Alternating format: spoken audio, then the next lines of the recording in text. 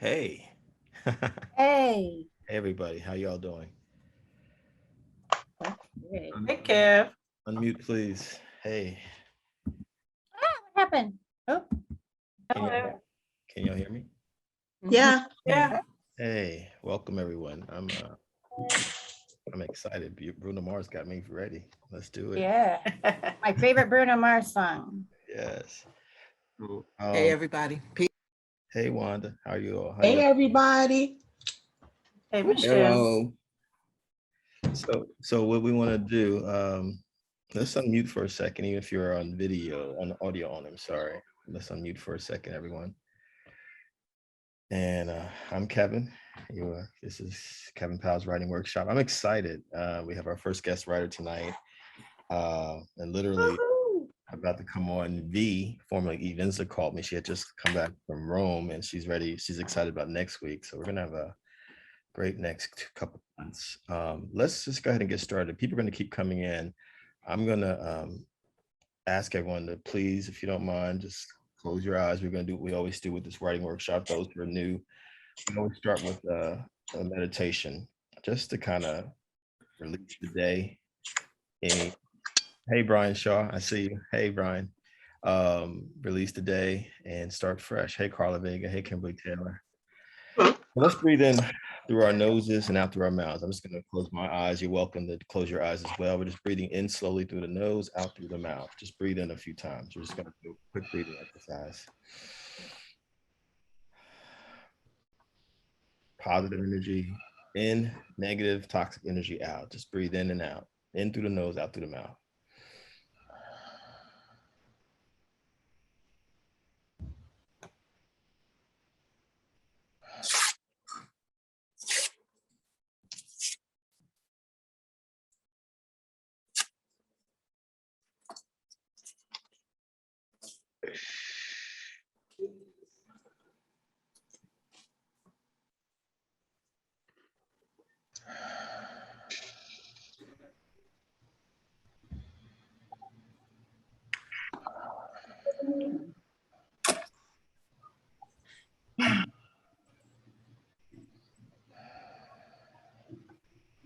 Few more seconds, just positive energy. Even if you don't want to, just try to clear your mind.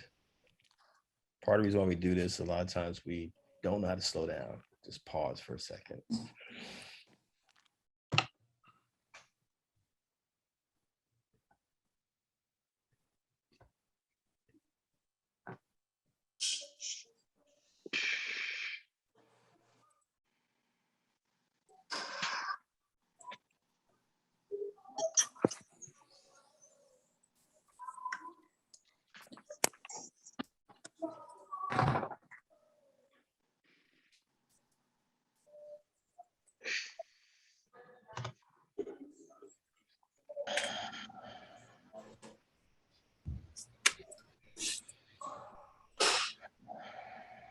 If you're new coming into the room, welcome to Kevin Powell's writing workshop. We're just doing our regular breathing exercise. We start each workshop. We always start and end each workshop with a breathing exercise. Hey, Twyla Baker, happy birthday again. Happy birthday to all the October folks, all the Libras and Scorpios in the building. Let's do a couple of it together. In through our noses, out through our mouth. Let's do 3 together. Spirit of unity. In, out. Do a second one in. Push it out. Last one, big one, in through the nose, out through the mouth. In. Make some noise, push it out. Oh, Whatever you're able to do, just, move your neck or your fingers or your toes, your eyes, your eyebrow, your nose, your lips, whatever. A lot of times we who are writers just sit and sit and sit. Some of us have no choice but to sit, but we can still move some of our bodies, parts, get the blood flowing a little bit. How are you all feeling out there? Good. Good. Oh, happy birthday, Lolita Mayweathers. I see you. Happy birthday. Thank you. Thank you. And I want to just get started. So as you all know, we did the workshop last week. It was me. I'm going to do each season. I'm just going to call them seasons now. We're going to do about 10 workshops. We did 10 last fall of 2020, and we did 10 this past spring. And we had quite a few guest writers. We did panel discussions more like with the guest writers in the spring. And what I decided to do for this season and next season is just have one-on-ones with different writers. And so I will talk with each writer via Zoom live for about an hour. Then we'll open the floor for questions. Please raise your hand on Zoom if you want to ask a question, or even post your questions into to the chat. I know some of us may be shy, so if you want to do it there, I will keep my eye on the chat room, and other folks who are co-hosts will keep their eye on the chat room. But I don't want to eliminate myself completely. So if anyone has any questions, any thoughts about last week, anyone who was here last week, what are some things that stuck out to you for last week's first writing workshop? Anything? Yes. For me, Kevin, was real Jade. Hey, Jade. This was really profound for me because last week, just toward the tail end, I believe you said, does anybody not write because they're afraid of what they're going to feel? And that really rang true. And then I had another workshop just before this one, and it was about speaking your voice. It was what was coming forth for me was my trauma voice of not wanting to speak because I didn't want to get in trouble. I didn't want to get repercussions. My voice had been silenced for so long. So that's why I haven't written for 20 years, because I didn't want to feel more stuff. How do you feel now, a week later, after those 3 writing prompts? I just got the writing prompt today. I mean, I think that's really important place to start. So that's where I'm at right now, is like, I just recognized that my trauma voice didn't want to speak or didn't want to write. That's huge for me. That is huge. And you said something, there's a phrase, y'all, I'm putting it in the chat. Jade said my trauma voice. Let's just attribute it to Jade, please. I don't want to take credit for that. But how many of us, no, those are your words, and I think they're powerful words, and I appreciate your honesty. How many of us have felt held back about writing because of past traumas, triggers in our lives? I'm holding my hand. I can hold both my hands up, my feet up, everything. Right. Who has worked through it? Oh. You have, Kevin. I'm still trying. I've done some things. I wrote an autobiography 6 years ago. The Education of Kevin Powell was very, very hard. I have been wanting to write it my entire life because of traumas, violence, emotional, physical, spiritual violence, all of that. I definitely have gone to therapy for many, many years, and I think that has helped me tremendously. Therapy is not for everyone, but it definitely was for me because it'll help me to open up some doors that I need to process some things, What has helped me has definitely been poetry, essays, personal essays, autobiographical essays, which is why I've tended to lean toward writers like James Baldwin, like Joan Didion, who like a Bell Hooks, like a Audre Lorde, who wrote very, very personal essays about their lives or do. And I feel that their writing for me has been healing because I think it's about telling your truths and, not being concerned what other people may think, just getting it out of you, knowing that you're going to grow from that experience. I believe, and in journalism, we used to call it a growth pieces, those pieces that come out of us that help us to move from point A to point B. And I actually believe that writing can be healing. Anyone have any other thoughts just about my trauma voice, as Jade put it very powerfully? That's a heavy term. We talk about trauma a lot in these times, but what does that mean to you all, my trauma voice, and working through it as a writer? Anyone? Before we get to our guest writer, and we're going to ask him the same questions. Everyone's shy tonight. Y'all all right out there? I see you, Terry Bailey. Terry Bailey Lajira said writing is dangerous. Terry Bailey said just started therapy again after many years. So helpful. Elsie, I agree. It's been a long day. I think the hardest part for writing trauma is you kind of almost relive it as you're writing it. So that's the hardest part for me to, kind of bring the memories back and kind of relive the trauma. But once you get past that stage, it's so rewarding just kind of get it out of your system. You're absolutely right, Kimberly Taylor. And Padmini just said the same thing. Facing those emotions on page requires you to live it. Wanda said pushing through the images are too much. I agree at times. Yeah. I agree. It's not easy being a writer, particularly. Hey, Dave Zirin, I see you. If you have gone through trauma in your life, some sort of trauma, but as Bill Holmes said, writing has been healing for me to address those buried thoughts and feelings. Kendra said, I write when I'm angry just to release the emotions. Wow. This came up last year when we first started the workshop. How many of y'all who were here last fall, we were in the midst of the worst parts of COVID still, a lot of us talked about, I felt like we had one big therapy session, the first couple of writing sessions. Y'all remember? I remember it. Yeah. Folks were in denial about being writers. Yes. Which is where our hashtag I am a writer came from. And then, a lot of us owned that we were introverts, that we kind of preferred to be to ourselves. I think part of it may be some of the trauma that some of us have experienced, Jade and other people.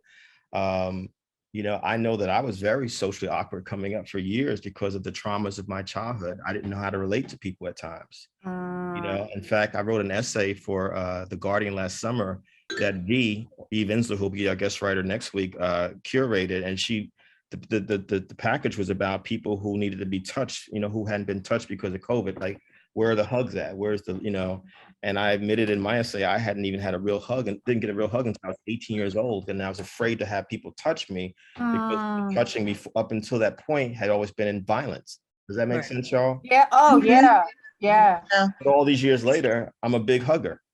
I love hugs, but I had to Jade work through that trauma voice that said, don't let anyone touch you because they may hurt you like you've been hurt before. Anyone else about last week before we get to Dave Zirin, our guest writer, who I love and respect so much? Yeah, I just had one thing to say about last week. Who's speaking? Oh, this is Will. Hey, Will. Hey.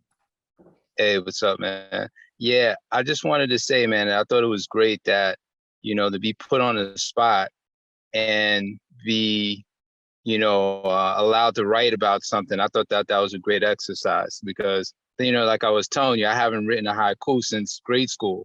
A lot of y'all and it allowed me, it allowed me to use parts of my brain that I hadn't used in a long time, so things came out that I wasn't expecting, and it was a great exercise, and I just kept going with it the day after and the day after, and I just kept writing. So I just found like a new medium to just express myself. So it was great. Hey. I love that. Hey, who wants to speak? Who's that?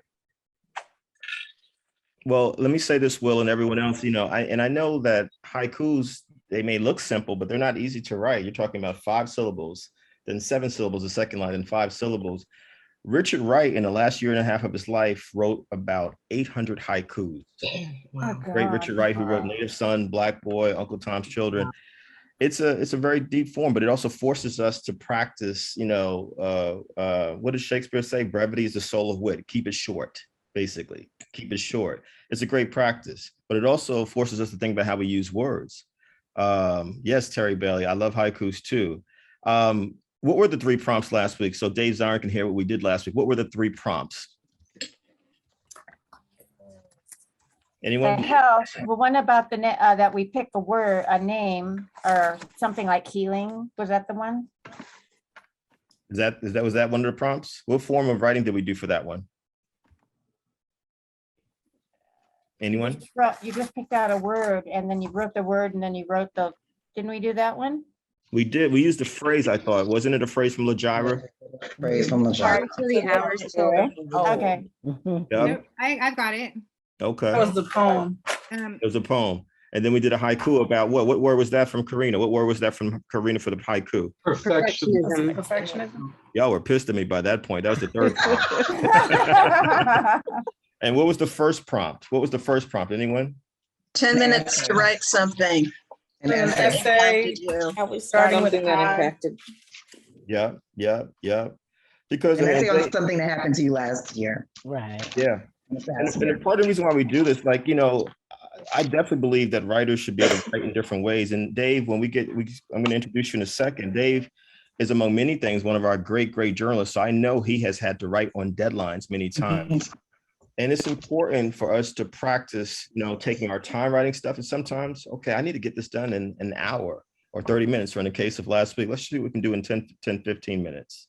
It's just, as Will said, stretching ourselves. And one of the reasons why we're going to have Dave Zirin and V, formerly E. Vinsler, and Nikki Giovanni, and all these other great writers speaking to us, because one of the key words, if we can write this down, y'all, is process. What is your process as a writer? What is your process? And it may be different processes, but I want to go ahead and get into this. So the way it's going to work now with the writing workshop for the next 2 months, I'll do an interview with each of the guest writers, including Dave Zirin in a second, and then we'll open up the floor to questions. And so for folks who are new, yep, we're switching it. Enough of hearing me. I prefer to hear from Dave and all the great writers that we have, because I also think it's important for us to hear from different types of writers in these spaces, which is why on our Facebook group, which is also called Kevin Powell's Writing Workshop, we share articles, blogs, poems, everything from a range of writers, because writers have to write. And what else do writers need to do, y'all?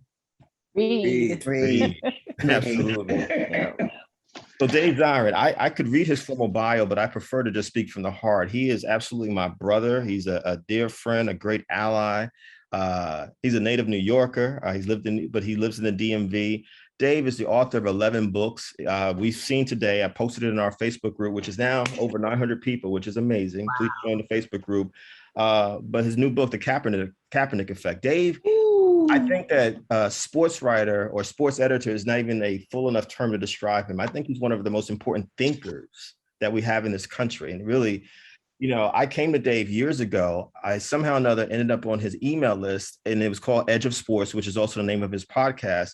And I was just blown away by his ability to tie in history, or what he calls living history, current events, politics, social justice issues.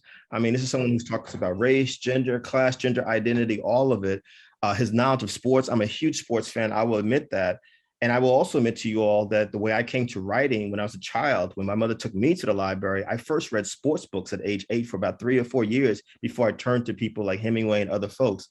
And even if you don't, and I've heard you all, and it's okay, if you don't like sports, you don't like poetry, I've heard people talk about certain things they don't like, you can learn from every kind of writer if you're open to it, which is the reason why we have all different types of writers in this workshop, to be with us. And so without further ado, and Dave, we'll get into it. I want you to definitely talk about your life journey and everything, but we're posting in the chat. Please see it. There's a link to Dave's podcast. There's a link to buy the new book, The Kaepernick Effect, and there's a link to his full bio. And I really encourage you all, and I think this is important to say as well, please, please, please do a deep dive into these writers. Like the other day, I posted one of Pablo Neruda's poems. And, who is Dave Zirin? Who is Pablo Neruda? Who is Nikki Giovanni? Who are these folks? How did they get to where they are? It's important, I think, too, to just look at their journeys. So without further ado, Dave Zirin, welcome to the stage. It's an honor to have you. Oh, it's great to be here. I've been doing a bunch of events around the book, and I'm not just saying this. This is the one I've had circled on my calendar that I've really looked forward to, because I've really wanted to chop it up with you, Kevin, and also with the folks here. No, thank you. Thank you. And Dave, I want to jump into it because I want to really use this hour with you. And thank you for giving us your time, because again, I also know people like Dave have, tremendously busy schedules. So we don't take this for granted.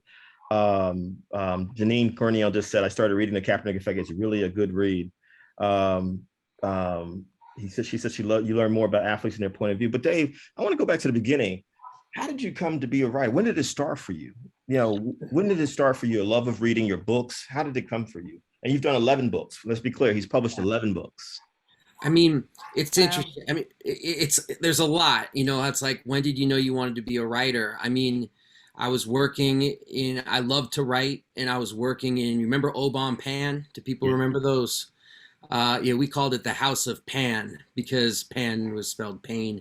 Whatever, oh, big pain, we called it. It was a tough job. It was $5 an hour, baking and doing coffee. And I just started thinking to myself, a cool thing about being a writer, because I would see people and they would be like, well, what do you do for a living? What do you do? And I would be like, oh, I work at Obon Pan. And I was thinking about it, and I was like, you know what? I'm a writer who works at Obon Pan. I mean, I'm not going to be defined by where I earn $5 an hour every day. Like, I want to be defined by the person who I am and the person I want to be. And the great thing about being a writer is that it requires no sanction from anybody. It requires no grand degree. It requires no student loans. Being a writer is just, what makes you a writer is that you write, not journal. Because I do think a very important piece of being a writer is sharing it with others, even if it's just one person that you trust. I just think that's such a key part of the process, is that you let other people in. Because I do believe that writing, at the end of the day, it's the most singular thing you can do, but it's also, in a way, the most collective thing you can do. Because when we're writing, we're not just writing from our own experiences, but we're writing from the experiences we've had with our environment around us and with people around us. So even though we're distilling it to be this individual journey, it's being drawn from the collective. It's being drawn from the mass around us. And so then, therefore, I've always felt the way you complete the journey of a written piece or a poem is you share it. Whether very publicly or whether even just with one person. So you can keep that, so you can actually join that collective circle at the end of the day and put it out there to the world. Because no matter what, I really do believe this. Like, I believe in the written word, especially these days. I believe in being able to write a graceful sentence. And we need to put more of those out into the world. Less algorithms, more written word. So please, it's great that you're writing, and, can't stop, won't stop. Dave, I want to just jump in for a second and say, hey, everyone, we actually are doing closed captioning now, and we also are doing live transcription of all these conversations because we have people of different abilities that are a part of this workshop, which is what we want.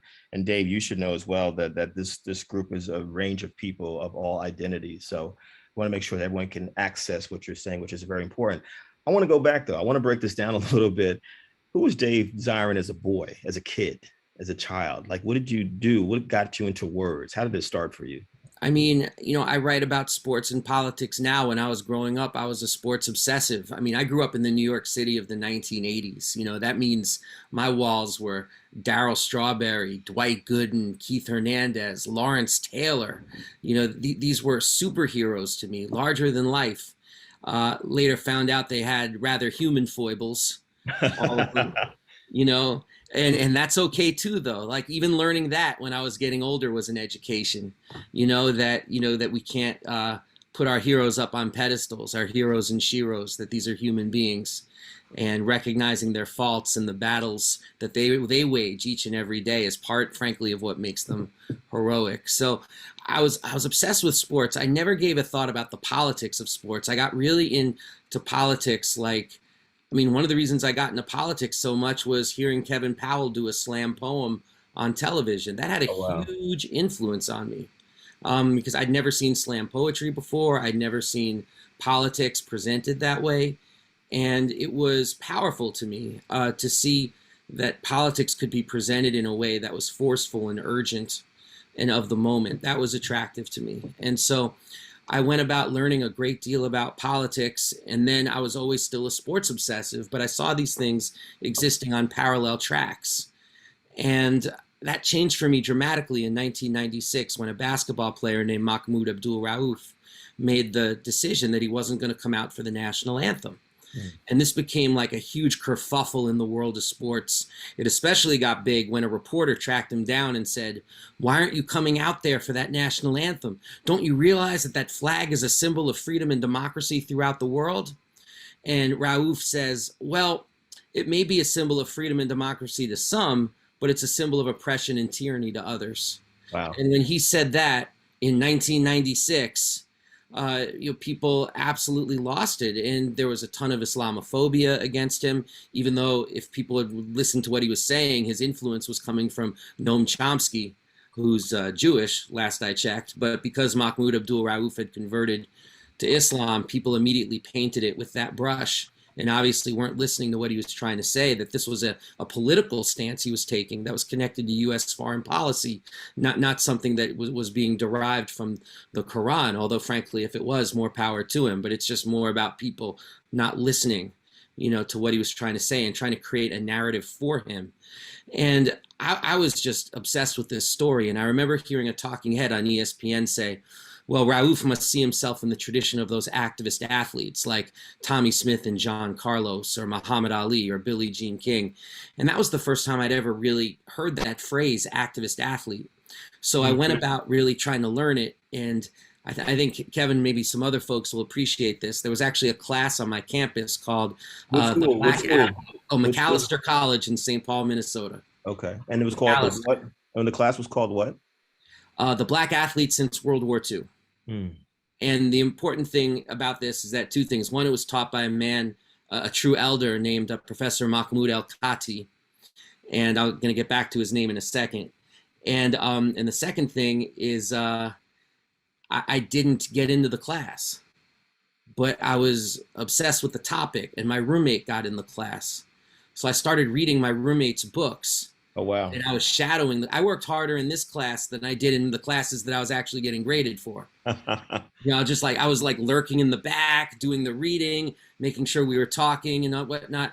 And it led me to this point where, I was learning about how there was this tradition of sports writing of people who cared about the politics of the world and put it in sports. A lot of it's in the black press, the Amsterdam News, the Chicago Defender, people writing about segregation, integration, and the like, and issues of racism in sports. And it just really captured my mind. Like, wow, we need sports writing like this today.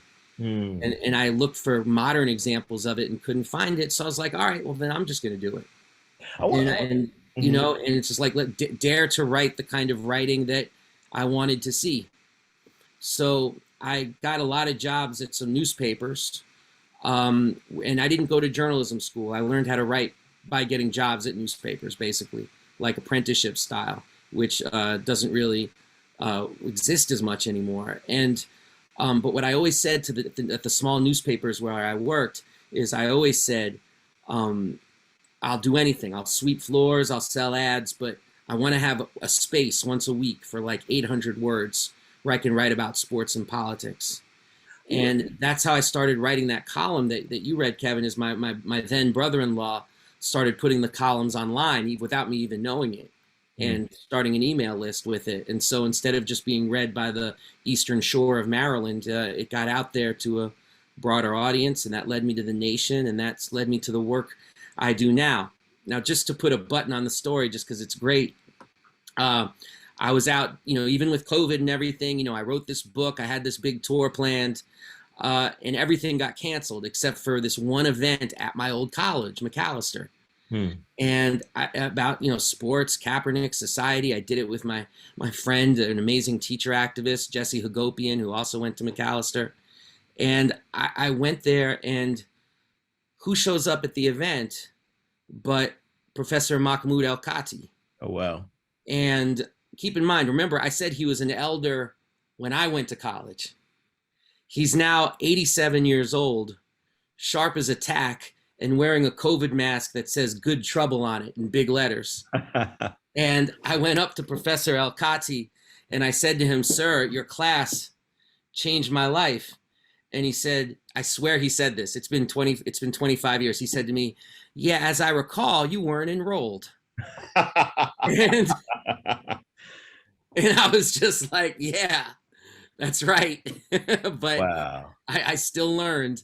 And we ended up chopping it up for a long time together. And it was just amazing. It was just amazing seeing him out there because COVID risks of somebody 87 years old. But it was important to him to be still in the discussion as far as how sports and politics were being framed for the campus. And I learned a lot just by taking some time with him. And God, there's so much wisdom out there that, sometimes we take for granted. That's all around us. We got to seize it when we can. I got to ask this question because I want to come back to this process. When did your love of sports start? What age? And part two, when did you actually write the first thing ever in your life? What age? All right. Man, these questions are great. I mean, it's just they're not written down. They're just I'm feeling the spirit of what you're saying. It's making the synapses go pow pow pow. Like pop rocks or something. But for me, I loved sports for just as long as I can remember. Now, we could get psychological about it, and I could say, my parents were divorced, and it was a way to connect with my dad, who was a huge Brooklyn Dodgers fan. So even though the Brooklyn Dodgers didn't exist anymore, I memorized every statistic and everything. And maybe it says something that the first thing I ever wrote was about going to a Mets game wearing my Brooklyn Dodgers baseball cap and seeing my hero, who was George Foster, left fielder for the Mets. And I went, George Foster, I'm your biggest fan. Can I get your autograph? And he looked at me and he said, "Brooklyn Dodgers? Man, forget it." And he did that like right in the middle of the game because I was piled up by the dugout. And I wrote a story about like, and everybody around me was sort of like, "Oh, it's Flushing, Queens, it's Shea Stadium." Everyone thought George was hilarious at putting me down. I must have been 10 years old. And I wrote an essay in 5th grade about how it felt and about how great it felt to be embarrassed by George Foster. Oh, wow. That was like the greatest feeling of embarrassment I'd ever had. So your first piece was at age 10, you would Yes. say. Wow. Yeah. Wow. It was an open assignment. And, when I handed it in, my teacher said something to me that just sort of stayed with me. He said, his name was Mr. Flanagan. So, you remember these teachers who change your life. He said to me, you might want to think about writing about sports. And it sort of stayed in my head. And then when I was in college, and this was after I was immersed in Mahmoud Abdul Rauf and all these stories, I took a class just to get an easy grade to graduate. I had to take an English class. And I avoided all the classes with the great books to my shame. And I took a class called Writing Autobiography or Autobiographical Writing. And I had such a tough time figuring out what to write about. And then my mind went back to that George Foster story and the first thing I wrote. And I thought about my baseball glove, which is what I wanted George Foster to sign, and how my baseball glove was covered with signatures of baseball players. Like that was my autograph pad, was my baseball glove. And about how I would play baseball. I was a big baseball player. And so when I would be there at first or at third base, my ritual to stay focused in the game was to trace my finger along the autographs. And after a while, I knew like the curly cues of Darryl Strawberry's name and how he spelled it.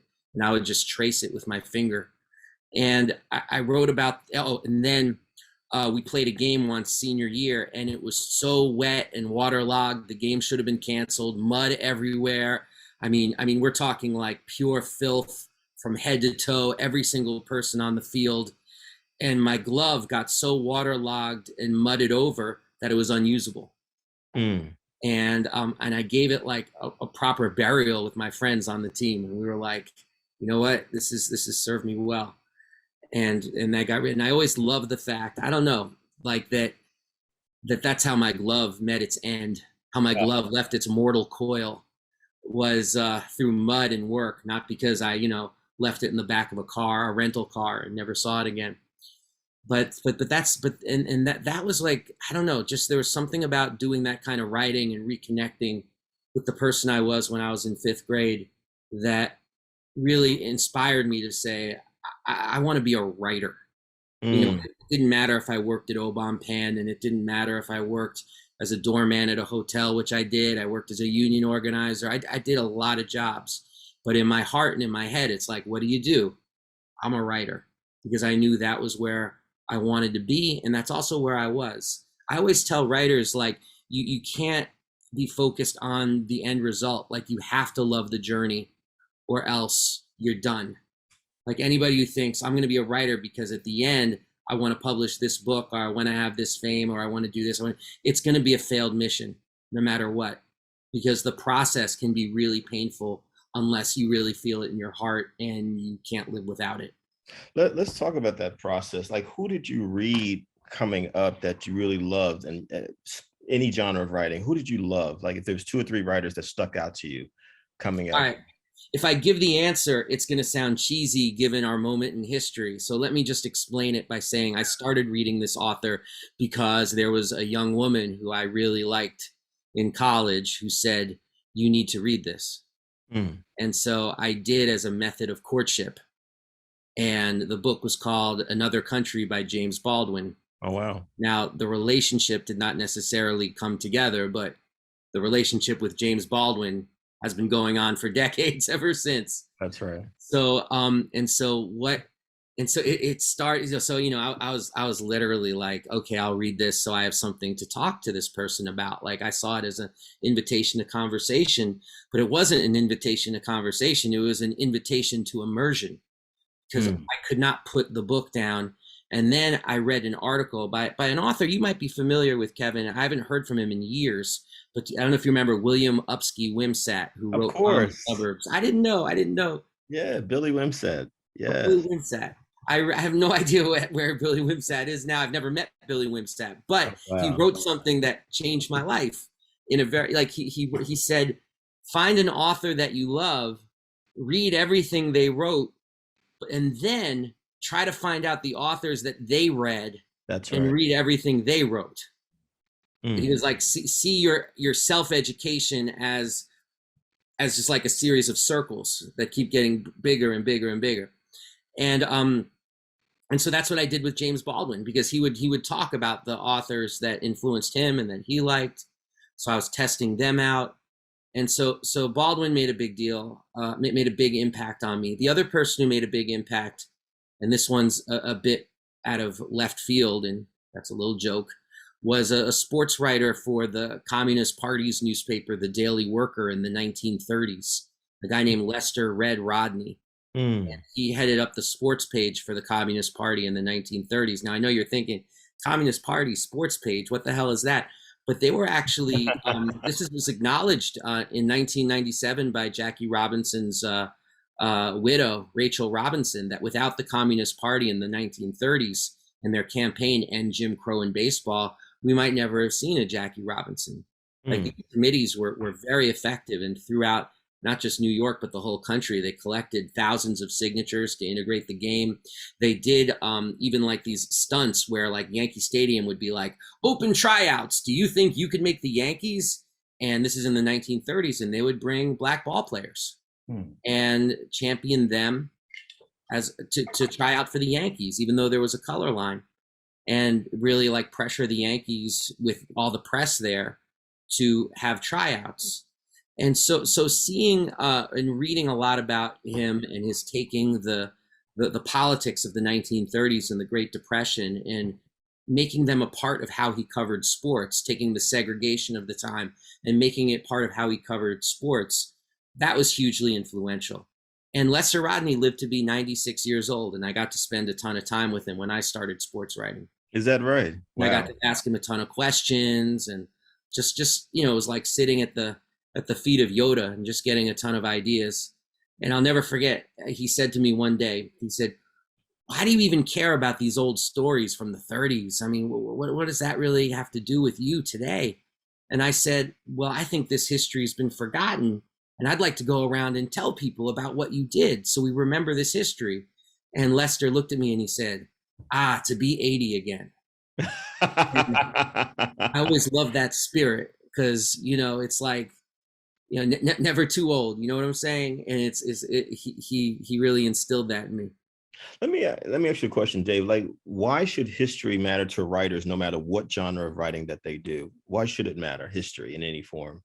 Well, you're talking to a history major, so there's a lot of bias in what I'm saying. But I mean, I feel like, the best, I'm coming from the perspective of personal tastes here, but to me, like, the best fiction, the best poetry, is rooted in a sense of history and rooted in a particular time and place. Like, when people call a work of writing, no matter what genre, no matter what kind, when people call it timeless, I always, even if it's something I absolutely love, I always say, well, yes, but no, because it's a timeless piece of writing that only could have been produced when it was produced. And understanding why a certain book was written in 1965 instead of 1955 instead of 1945, to me is really important to the creative process. So to me, history and having a sense of history, reading nonfiction about history, to me is a part of the process of writing. You decided to zone in on this intersection between politics and sports. What do you say to writers who might ask the question, should I just focus on one angle, or should I be open to various ways of approaching writing? Can I write fiction and plays and poetry and do essays, blog, the way you do? What do you say to people? There are people out there who will say, stay in your lane. To those people, you get some garlic, you get a steak, an STAKE steak, and and you send those vampires on their way. There's no such thing as I don't think there is ever such a thing as a lane, other than a way to try to discipline people away from thinking more freely and, for lack of a better term, intersectionally about their art. And so, I mean, people should be constantly testing all genres at all times. It makes me think of this James Baldwin quote where he said, "America is devoted to the death of the paradox." And it's this idea that, well, if you're going to be a sports writer, surely you can't read poetry. And if you're going to be a poet, surely you can't enjoy a ball game. And it's this idea that you have to be one thing and one thing only. And of course, James Baldwin is also very much talking about structures of oppression and marginalization, you know, and it's such a necessary part for our society to function, or as my friend Jesse calls it, for the boundless satire that is America. You know, you have to know your place for the system to work, but knowing our place is precisely what got us in this mess in the first place. So I'm about transgression, you know, it's like, because this place is not necessarily a place worth living in at this point. So it's like the ability to transgress in whatever we do, any part of our life, to be, you know, we should be devoted to the death of the paradox.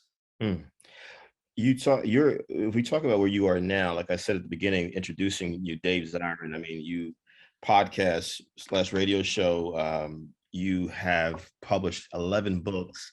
I'm literally watching the Muhammad Ali documentary series on PBS. There you are, you've appeared in a number of different things, but what were the challenges you've gone through, and what are some of the challenges you still deal with as a writer? What were some of the early challenges as a writer, the process, the journey that you talked about? And what are some of the things that you still deal with, even though people may consider you an established writer now because of your background, your resume? No, the number one thing that I had to deal with in myself was patience. If I told you how long it took me to write, remember when I said I was working at these newspapers and selling ads and anything to get my column up, you know, and I learned through working at newspapers how to write on deadline, how to leave a piece alone, how to know that when 5 o'clock hit, that had to be filed. So maybe it wouldn't be perfect, and living with that. You know, I think those are very important skills, because we do let the perfect be the enemy of the good way too often. When it comes to our writing, it's like we can't step away from the portrait and just put the painting down. Like writing for newspapers really taught me that. But writing that first column took several days. It was a weekly column.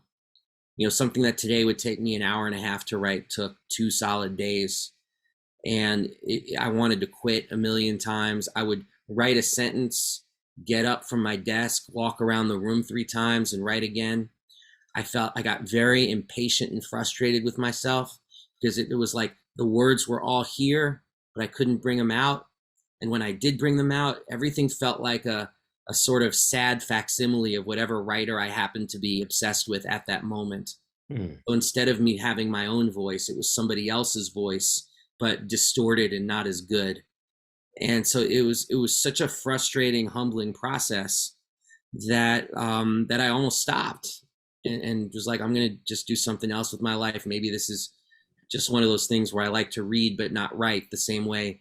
You know, I love movies, but you know, if you gave me a camera and told me to make a film, I mean, I don't know what I'd come up with, you know. So I thought maybe writing would just be like that for me, like something I admired but couldn't do.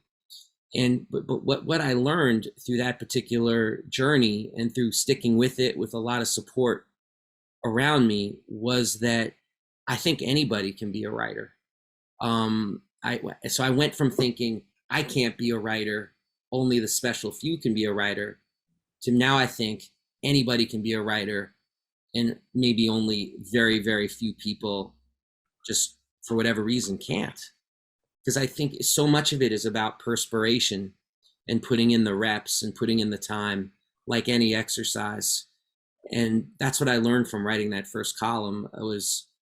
It took a couple of days, and it was really frustrating, but the next one only took a day and a half, and the one after that just took a day, and it just got better, you know, as I went along. And I promised myself at that time that I would always tell people who wanted to write to be patient with themselves, because it's a wonderfully transformative feeling when you go from feeling like you're blocked because you just don't have the ability to do something, to just getting it on paper. And maybe it's not perfect.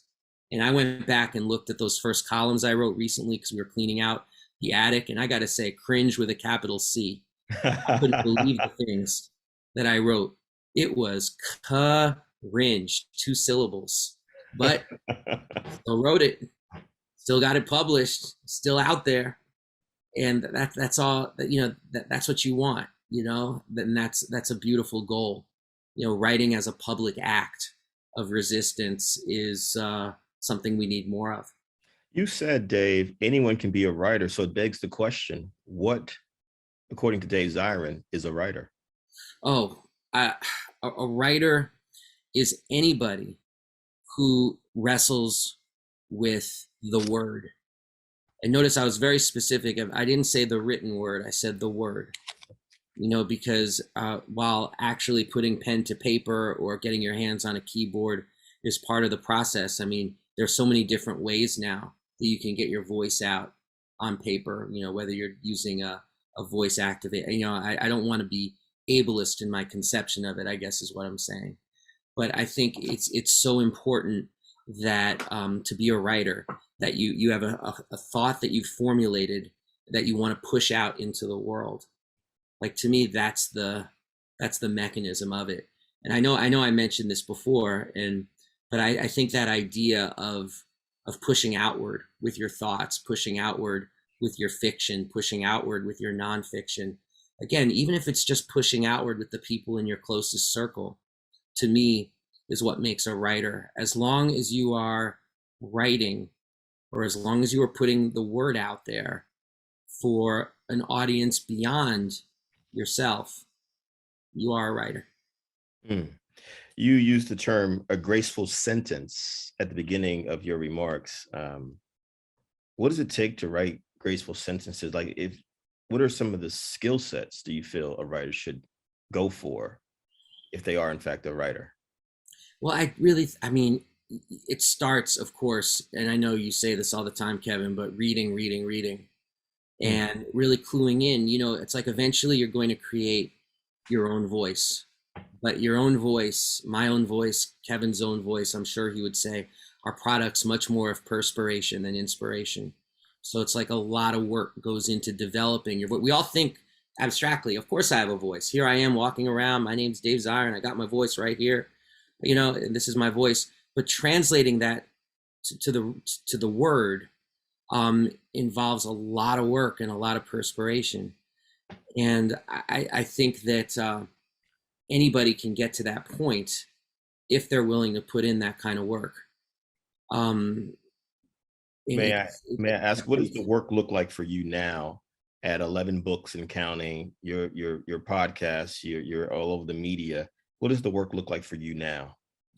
It's a constant struggle to not have it be alienated labor, because the difference that, as I do it for a living now, and anytime something is a job, it runs the risk of cutting into it as a passion, and so it's an effort to find projects that I feel are passionate. It's like, I don't want to, I'm not at all trying to steer the discussion towards the book, but the reason why I wrote the Kaepernick Effect was because I got really nervous that these voices of these young people who had taken a knee during the anthem to protest racial inequity and police violence, I was worried that their stories were going to get forgotten. And I felt passionate about that, like that I didn't want them to fall by the wayside. It started, I was talking to John Carlos, the 1968 Olympian, and a couple of years ago, and he said to me in a very offhand way, a lot of people raised their fists after we did it in Mexico City in 1968. And I was like, what do you mean a lot of people did it? And he said, oh yeah, kids, track meets, they were raising their fists just like we did. And the history person in me was just like, oh my goodness, what happened to these people? What happened with their relationship with their coaches? Was it women athletes, male athletes? Who were these people raising their fists? All of that was like really important to me to know, but there was no way to know it because it's been over 50 years. So I started thinking about these sort of one-off articles, some of which I'd written about these young people who'd taken a knee in solidarity, not with Colin Kaepernick, but in solidarity with the Black Lives Matter movement and with the movement against police violence, and all of these athletes who dared to step out there in high school, college, middle school, pros. And I got really concerned that we'd lose their voices because, we live in a society that, first of all, it's a celebrity culture. So, the media doesn't focus on the mass of people, the people doing the grassroots work, the people really putting in the sweat. They focus on like the great individual, usually a man who we all sort of genuflect in front of and say, oh, wow, like Dr. King ended Jim Crow, or Muhammad Ali ended the Vietnam War. And it's like not looking at who are the masses of people around them who created the conditions for their ascension. And I was concerned that this recent period, everyone would be like, oh, Colin Kaepernick, and not the effect of Colin Kaepernick, about how these young people were able to live their lives.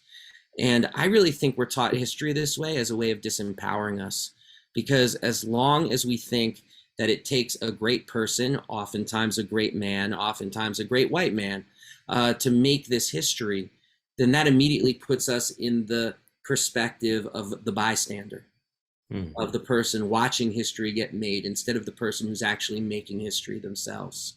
And these young people who I talk about in this book, they made history in their towns. They raised these issues and forced people to confront them and look at themselves in the mirror.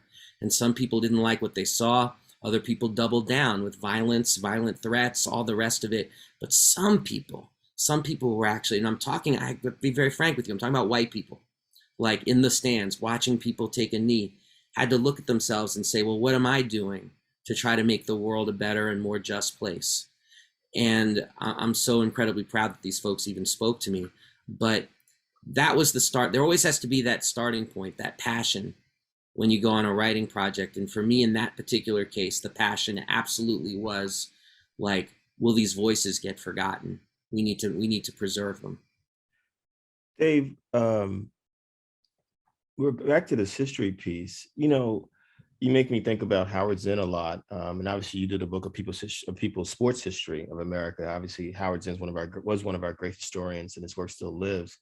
Do you consider yourself a keeper of history as a writer? Is that one of the roles of a writer then, to be a keeper, a protector of history, particularly from the voices that we often don't hear, for the voices we often don't hear out there? Well, I guess I'll start by saying I met Howard Zinn when I was a college student, and we later became good friends. And when he was in his late 80s, I would even tour around with him and ask him questions on tour, because he was sharp as a tack, but standing for 90 minutes was just not going to happen. So I would just throw him questions like, the United States, what's up with that? And then he would talk for like 45 minutes. Racism, thoughts? And then he would talk for 45 minutes. And he is just an amazing person. And one of the things that Howard, a couple of pearls of wisdom from him that I've always kept with me very strongly, is that he would say, like, look, you can talk about there being these moments in history, but if you're at a protest, the protest looks very different, whether you're a protester or whether you're a police officer monitoring the protest. Those are two different histories. And you have to, really pick a side and decide what history you want to tell.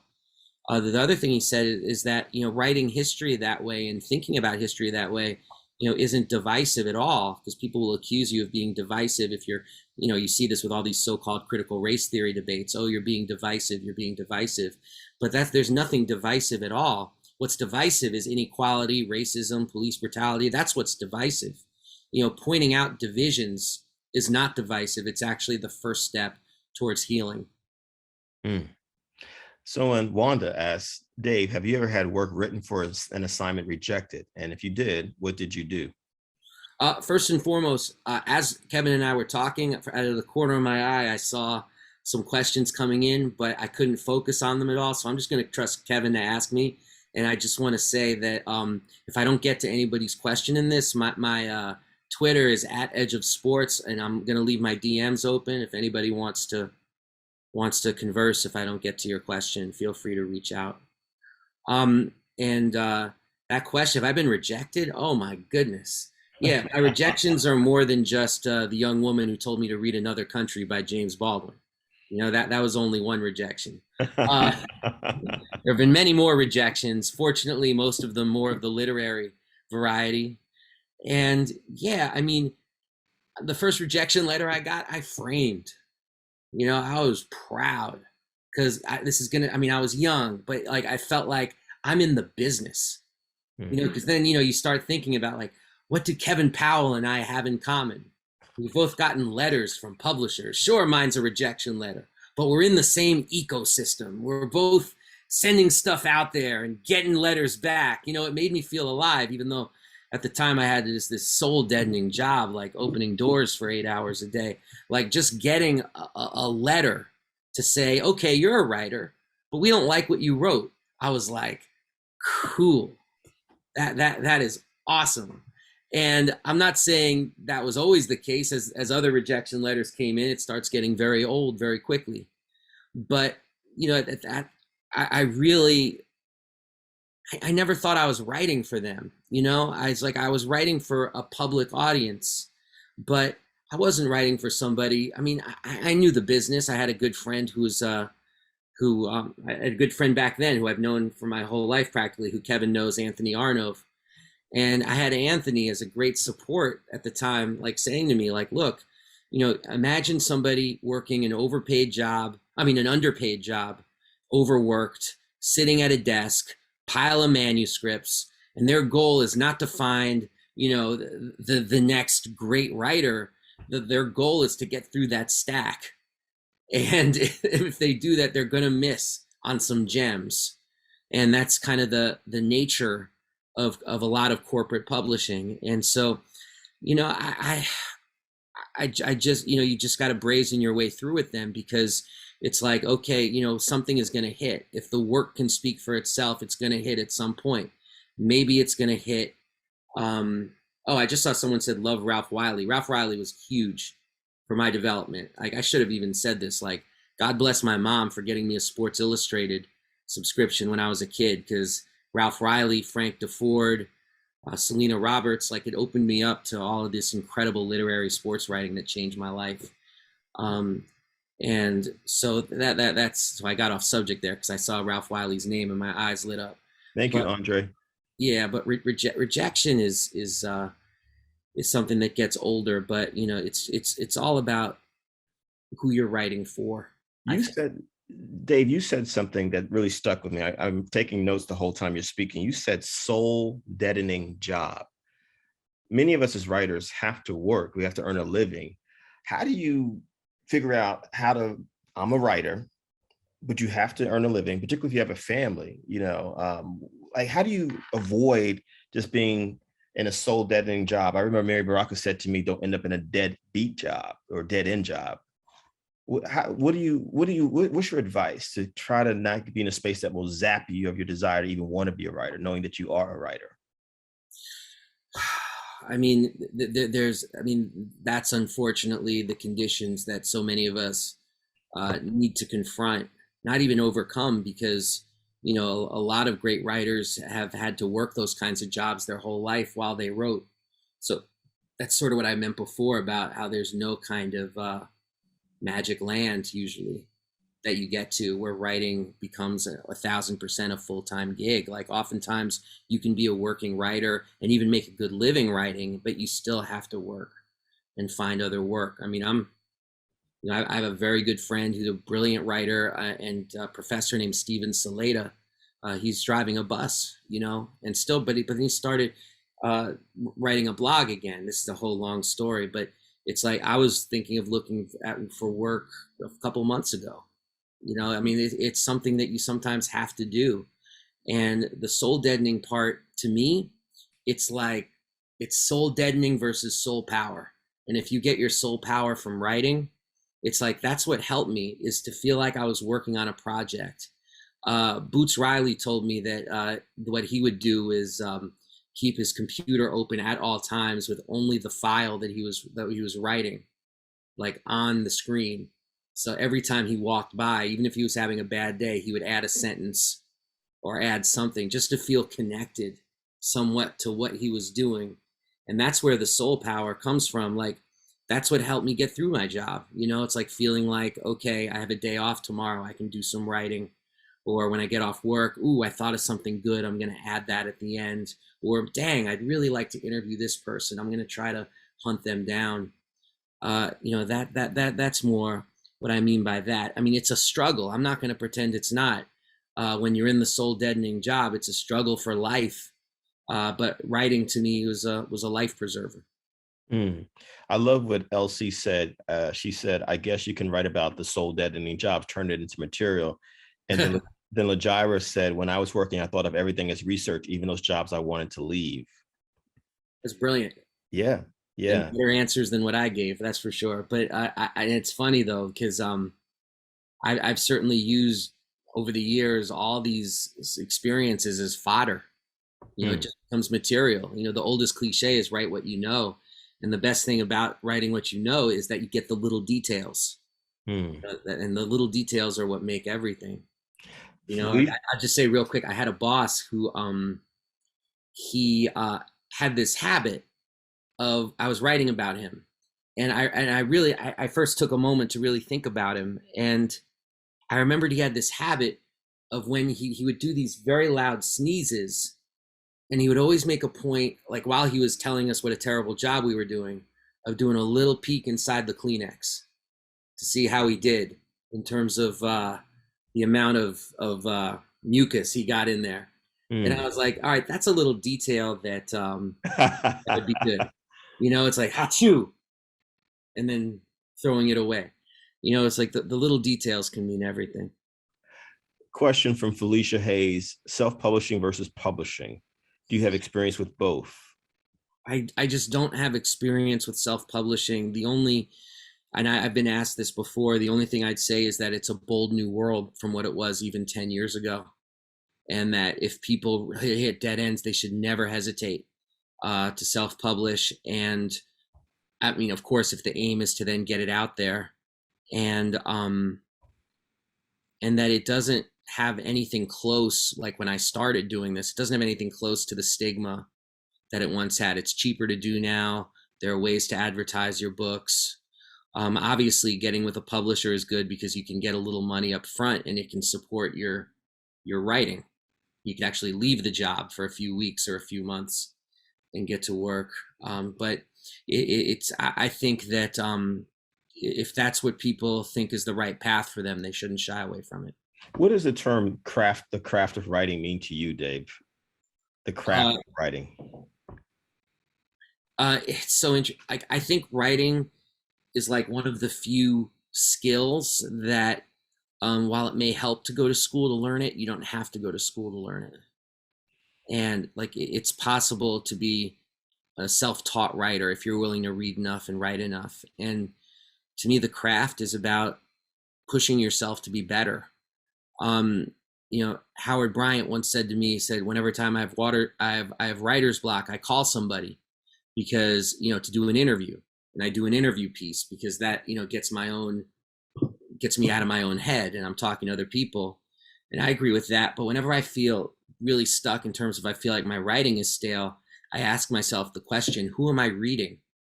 And it's kind of common that the corollary is that, like, I'm not going to name names, but I'm currently like sort of suffering through this book that I'm reading that I'm stubbornly just trying to finish, even though there's like 3 other things I want to read and it's a real pain in the ass. And I realized it was like actually hurting my writing. Oh, wow. Because, you know, it's like garbage in, garbage out. And so I've started like sneaking a little bit of George Orwell, Homage to Catalonia on the side, just to get, you know, a little bit of juice for my own work. Because the thing I was reading is just, you know, it's a turgid struggle. What did you, this is from Ricardo. Hey, Ricardo, what did you learn about practicing your craft when writing the Kaepernick Effect? That's the question.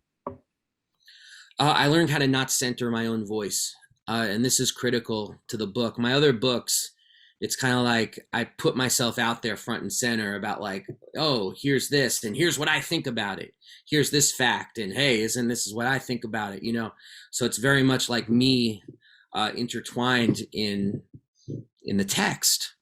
The Kaepernick Effect, it was very important to me to center the words of the people I was interviewing. Part of that was that they just were telling me these amazing stories, like people 19, 20 years old, actually younger. I interviewed people as young as 14 for this book, people who had taken a knee. And so I like hearing their stories. I mean, someone joked with me that the book should have been called What to Expect When You're Protesting, like what to expect when you're expecting, because the young people who take a knee, they go through all of these different scenarios. Like, what do you do if your coach stabs you in the back? What do you do if you get death threats? And, and they walk you through these situations. And it was very important for me to decenter my voice for this, because Colin Kaepernick really hasn't been heard a lot from over the last several years. And that's a vacuum. And so it had me thinking, okay, I'm doing this book about the effect of Kaepernick, the Kaepernick effect. Whose voice should fill that vacuum? And yeah, I saw that question about centering the words. I'm going to explain. I thought, okay, who's going to fill the void? I shouldn't fill that void. It shouldn't be my voice that fills that void for a lot of reasons. That would be very problematic. The people who should fill that void are the people who actually risked something, the people who took a knee during the anthem, the people who braved all sorts of derision and death threats from their families, because that's what the book is. It's a story. It's a history of these stories. And by centering their words, what I mean is that, they're basically the narrators of their own truth in the book. I interviewed them for a long, long time. And what I tried to draw out from them was, I just think all people have it in them to be a naturally good storyteller. Some people, you got to draw it out of them a lot. And some people, it's like opening a safe. Some people, it's like, trying to pick a lock with a piece of thread, but still those stories are in there. And so I tried to get them, when I interviewed them, to not just speak about, oh, I took a knee and this happened. That's what a lot of them thought I called them about. But I was like, tell me how you grew up. Frankly, it's like you, Kevin, and what you were asking me, like really forcing them to think about their childhoods, about their experiences that they may have had with police over the years, what went through their own minds when their parents gave them, the talk. And they just started opening up. Some of it was that it was the start of COVID. So I was talking to a lot of teenagers who were at home and bored out of their minds. And that was kind of cool because they all wanted to talk. And by centering their words, all I mean by that is it's not me saying, like some sort of, ringleader at a circus. It's not me saying, look over here at what happened.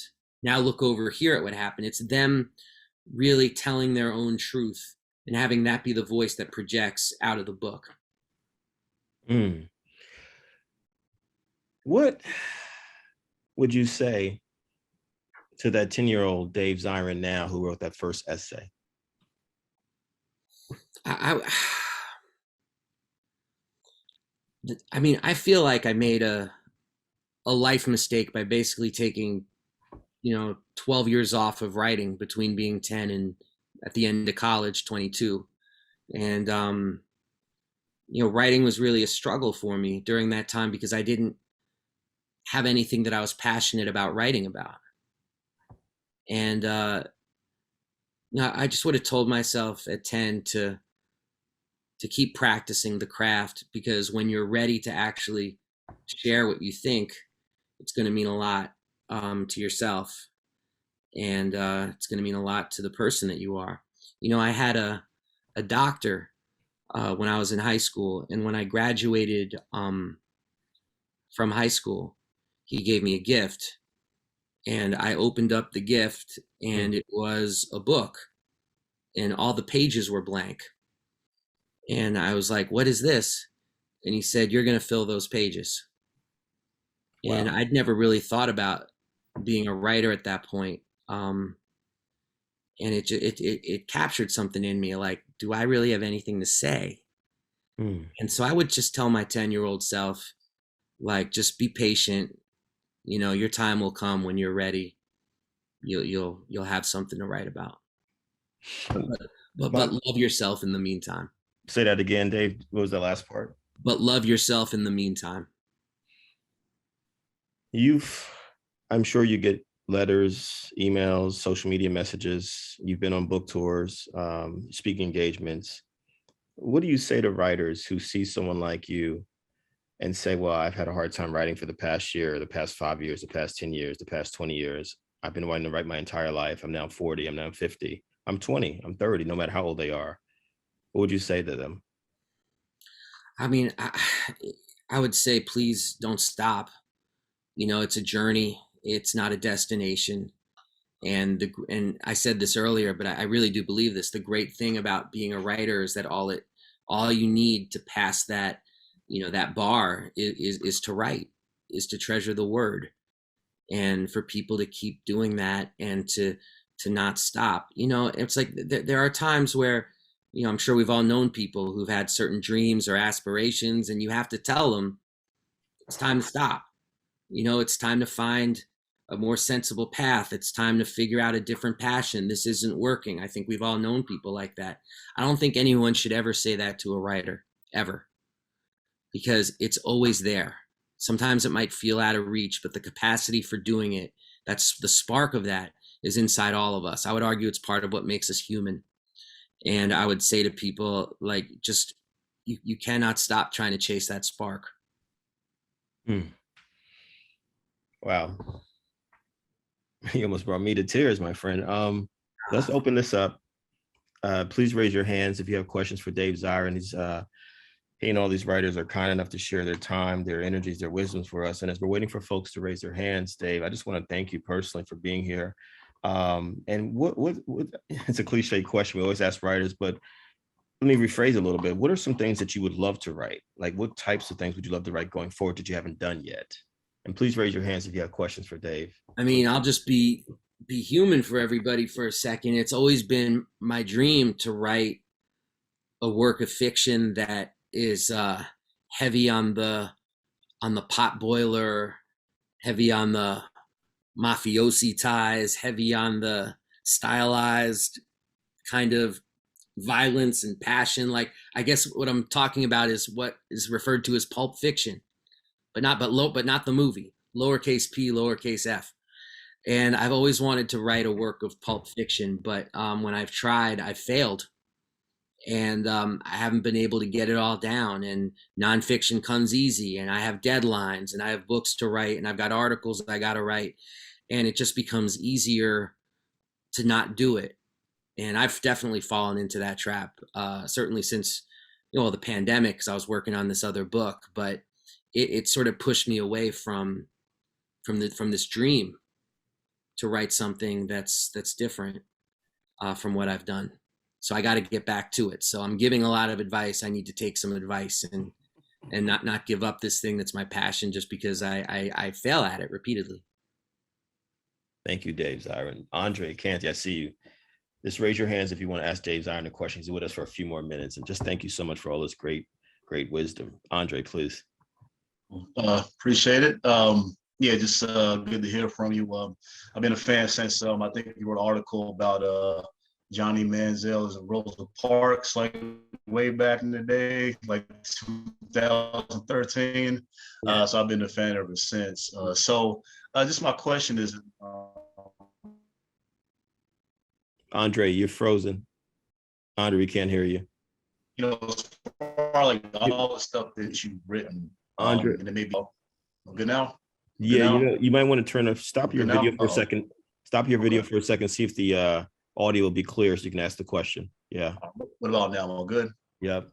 Cool. All right, appreciate that. All right, cool. I'll be quick. Only thing I was going to ask is that you know, as far like everything that you have written, is what do you think was, I guess, the one? You know, what was the one that, you know, kind of like, you know, broke you into the stratosphere? You know, the national scene, all of that. You know, what do you think like was the one?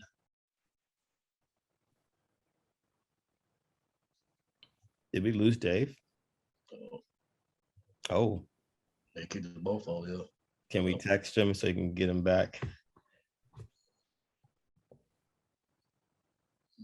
1 second, you all. Y'all good out there?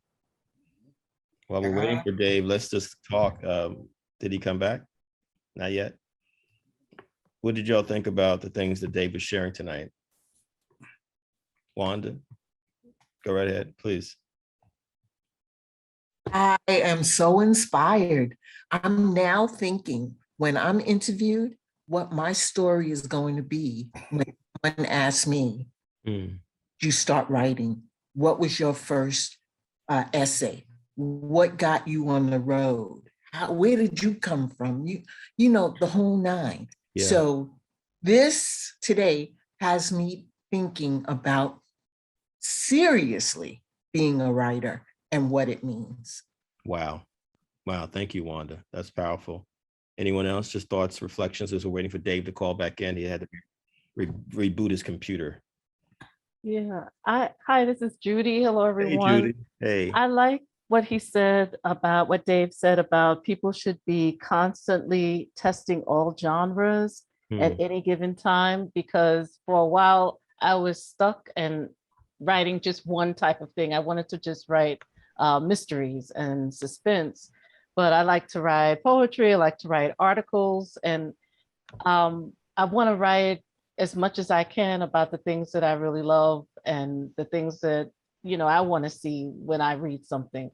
So I really admire, you know, and was inspired by what he said about that, because so often you're told, well, you better stay in your lane or you're going to lose your readers. But I don't think that's true at all. So thank you, Dave Zirin, for that. Thank you. Do you see me? Yes. Hey, Dave. I'm sorry. My entire computer, right as Andre was talking, it was like something out of like that old 80s movie War Games. It took on a life of its own. It decided it wanted to start a global thermonuclear war and just took away from me. So I went to my phone so we could finish this properly. Oh, good. Thank you. And we have hands up, Dave. So LaJira, then Bill. I see you both. LaJira, please. And also, I'm sorry, Kevin, but I missed Andre's question. Oh, I'm sorry. Yeah. Andre, can you come back with your question? I'm sorry. Yeah. I'll be real quick. We got kicked off right at the same time. But I was going to ask, all the stuff that you have written, what do you think, you know, that I guess broke you into, you know, like The Nation and everybody, you know, like, you know, what do you think as far as publication, what do you think like was the one? You know, well, definitely. That's a great question. I always tell folks that if you want to break in, a great way to do it is to do an interview with somebody, because then it's not just about like your own opinions or even your own reporting. That's very tough to break in with. But if you're able to land a decent interview, it can get you in a lot of publications who are looking, because there are a lot of places looking for content. And in 2003, that's the first time I got in touch with a guidance counselor in California named John Carlos, who people had seemed to have forgotten about. And we did an interview, and that got published in a bigger publication. And that was really what got me going. LaJira, then Bill, Wanda, and Joel. LaJira, Bill, Wanda, Joel. You made me think of when you said writing is a public act, because I'm working on a presentation right now.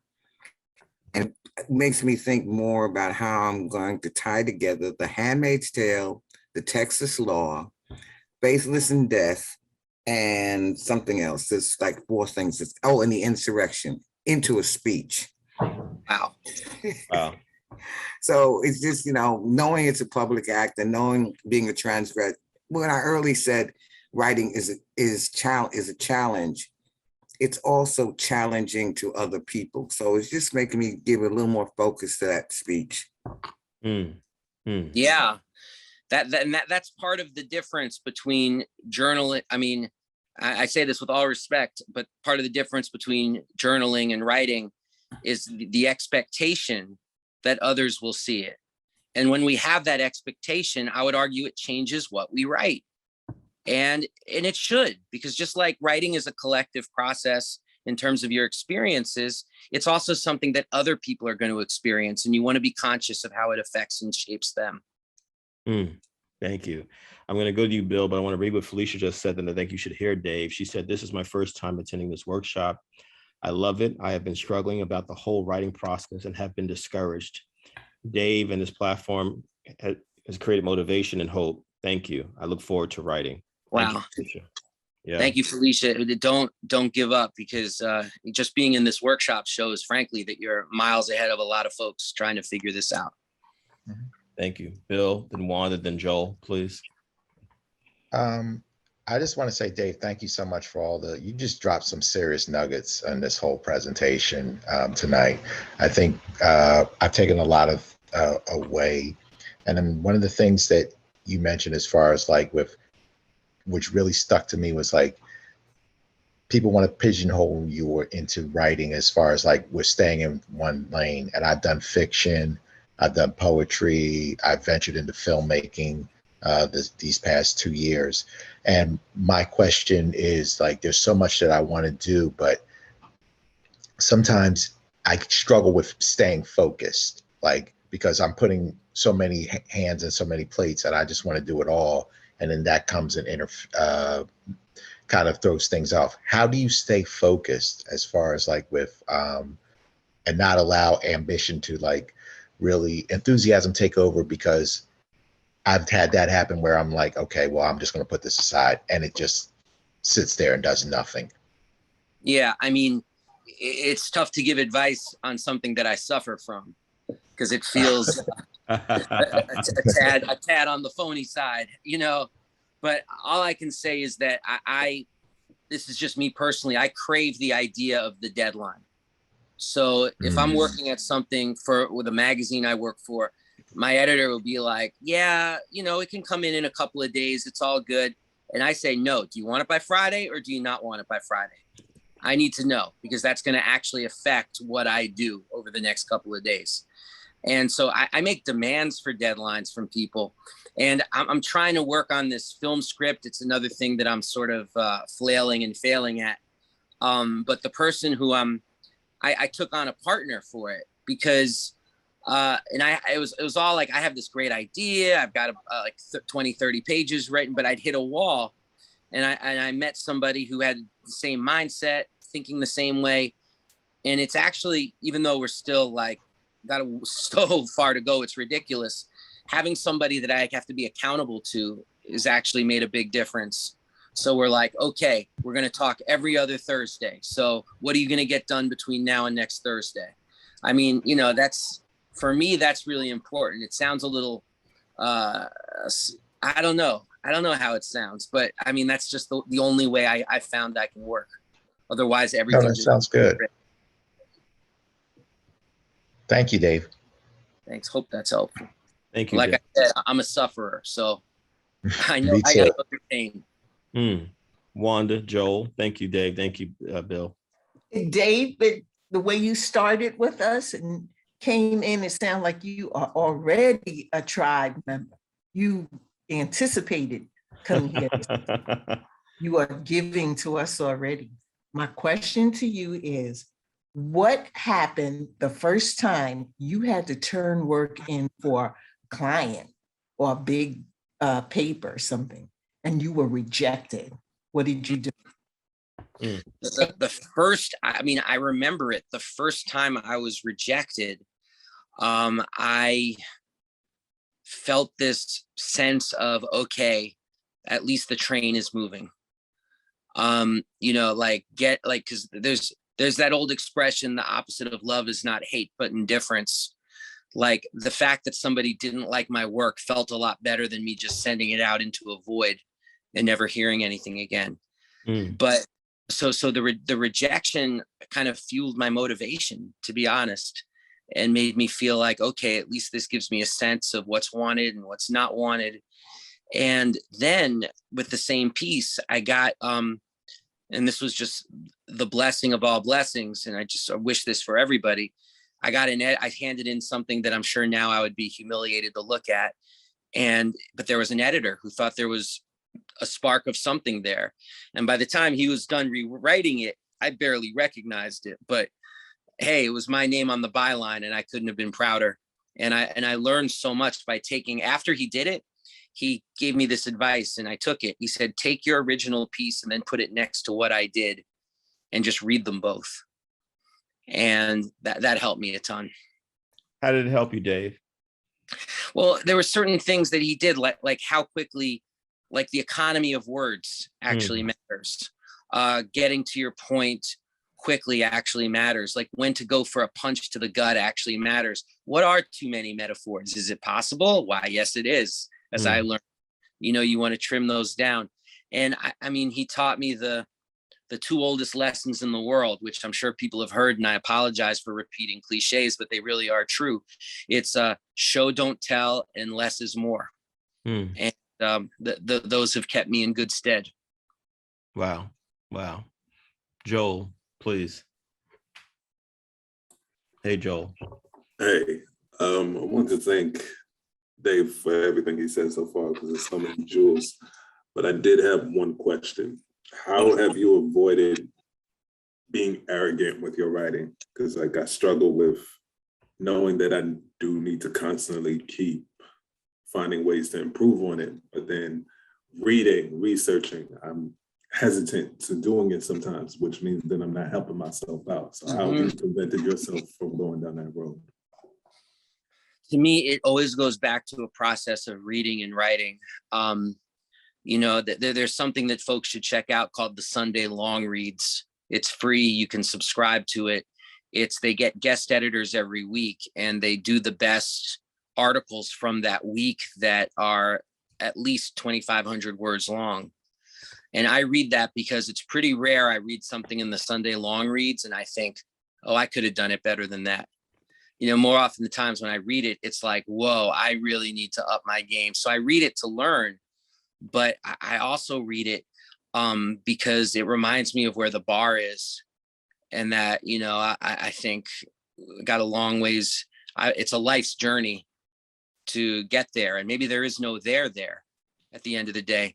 So it's all, so whether it's the Sunday Long Reads, which is good for my journalism, it feeds my journalism, or whether I'm reading a book, and it's so I'll show you, I've got one right here at my feet.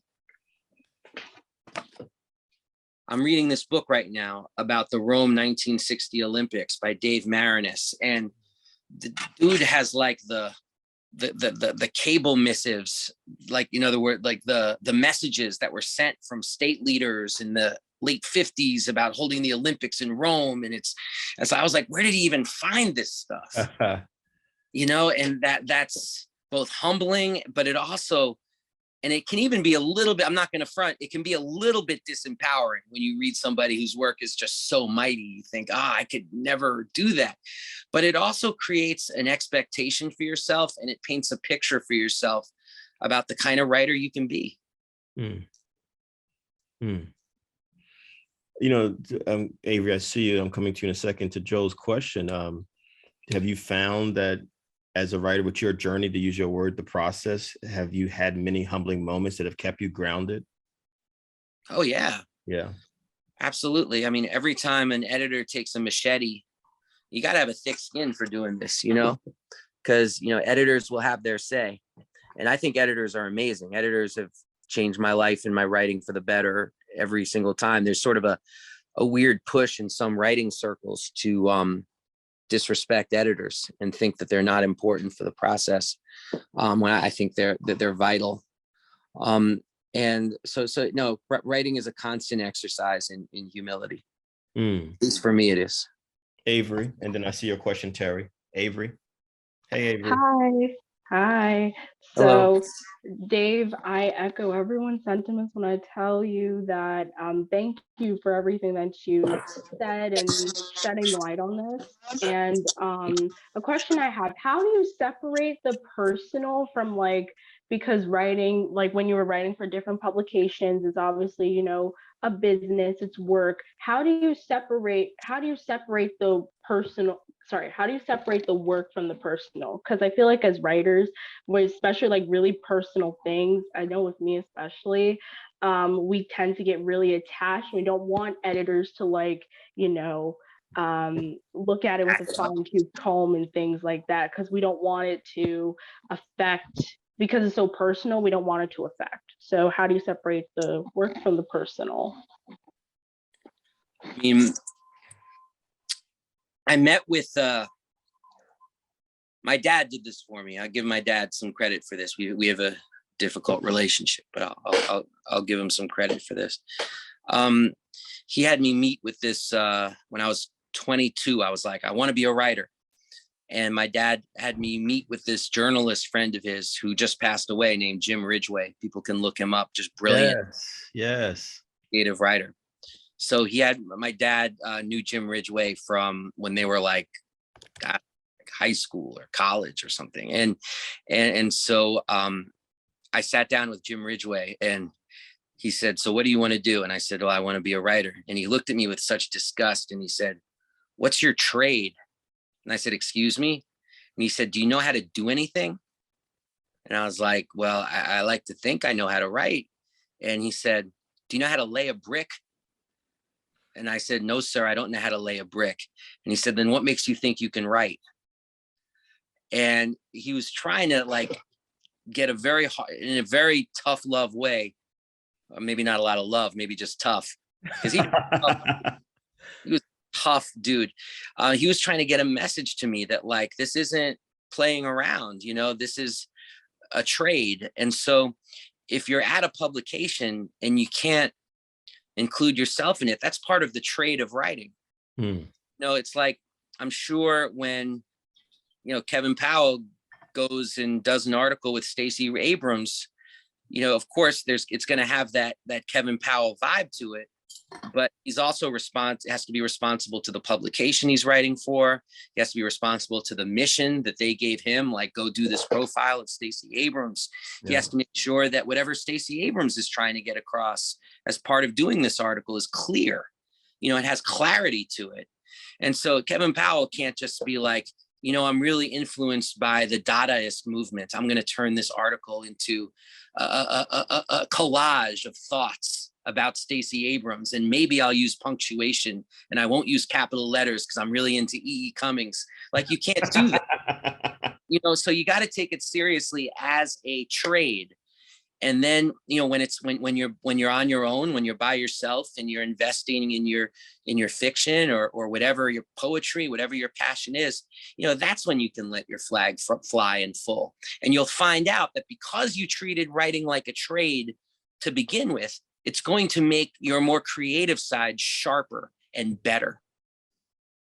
Wow. Tennessee's way. Hey. Hey, Kevin, love you. Appreciate you. Love you too. How you doing, Dave? Thank you so much for sharing with us today. Just out of curiosity, what is your process in terms of the business side of writing books? Do you come up with an idea and then send out a proposal? Does a former publisher or editor say, "Hey, why don't you write on this? I'll publish you"? Can I ask how that has worked for you? Yeah, and it's changed over the years. Like, since I've written to some publishers, more than a few times, I will get calls that are like, "Hey, you have anything in the hopper? Are you thinking about anything?" And that's always obviously half the battle. So, that's fortunately a place I'm at.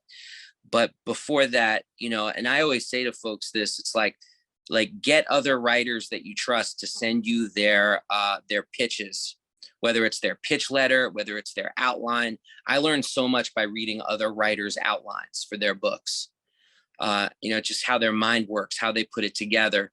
And also you get to learn then what's actually attractive to an editor in terms of an outline, because an outline can feel very mysterious. Like, how do I write a book outline? Do I have to write a complete chapter? Oftentimes you don't need to write complete chapters. You just need to be able to lay out clearly what it is you're trying to say.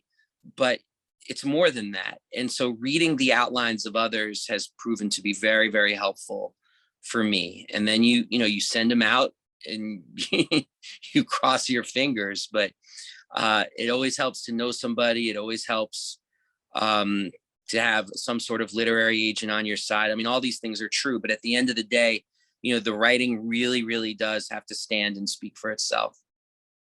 Well, so would you say that you start out with something that's you're passionate about, something that you're interested in, and then you check to see what publisher might be interested in it?